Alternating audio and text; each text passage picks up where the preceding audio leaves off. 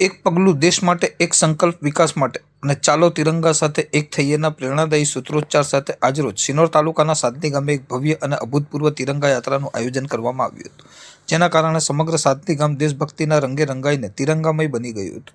આશરે અડધો કિલોમીટર લાંબી આ વિશાળ તિરંગા યાત્રામાં કરજણ સિનોરના ધારાસભ્ય અક્ષયભાઈ પટેલ, સિનોર તાલુકા ભાજપ પ્રમુખ સંકેત પટેલ, લઘુમતી મોરચાના ઉપપ્રમુખ સાદિકભાઈ, સિનોર મામલતદાર, સિનોર પોલીસ કાફલો તેમજ ભાજપના અગ્રણી કાર્યકરો અને ગ્રામજનો મોટી સંખ્યામાં ઉત્સાહભેર જોડાયા હતા. આ દેશભક્તિ પર્વમાં સાદલી ગામની સ્થાનિક શાળાઓ જેવી કે ભારત વિદ્યાલય, સાદલી પ્રાથમિક શાળા, મનન વિદ્યાલય અને શ્રવણ સંસ્કાર વિદ્યાલયના વિદ્યાર્થીઓએ પણ વિશાળ સંખ્યામાં હાજરી આપી હતી. હાથમાં રાષ્ટ્રધ્વજ તિરંગો ધારણ કરીને નાના મોટા સૌ કોઈ નાગરિકો અને શાળાના બાળકોએ ઉત્સાહપૂર્વક રાષ્ટ્રપ્રેમથી સભર સૂત્રોચ્ચાર કર્યા હતા અને રેલી સ્વરૂપે સમગ્ર ગામમાં પરિભ્રમણ કરી વાતાવરણને દેશભક્તિમય બનાવી દીધું હતું. ગામના સ્થાનિક પ્રતિનિધિઓ તેમજ અગ્રણીઓની ખાસ ઉપસ્થિતિ વચ્ચે આયોજિત આ યાત્રામાં બાળકો અને ગ્રામજનોનો ઉત્સાહ જોડાતા આખી તિરંગા યાત્રામાં અત્યંત સફળ અને યાદગાર બની રહી હતી.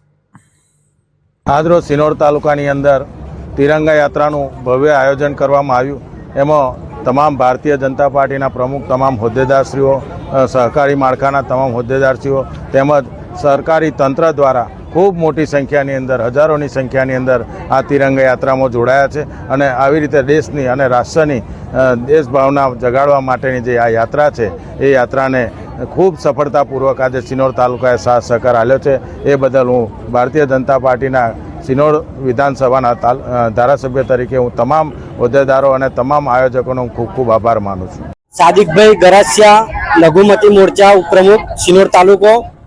આજ રોજ 11મી ઓગસ્ટના દિવસે સાદલી ખાતે હર ઘર તિરંગા અને યાત્રાનું અમે આયોજન રાખેલું હતું અને ખૂબ સરસ રીતે આયોજન કરવામાં આવ્યું છે અને હજારોની સંખ્યામાં લોકોએ હાજરી આપીને આ ઉત્સાહને વધાવી લીધો છે.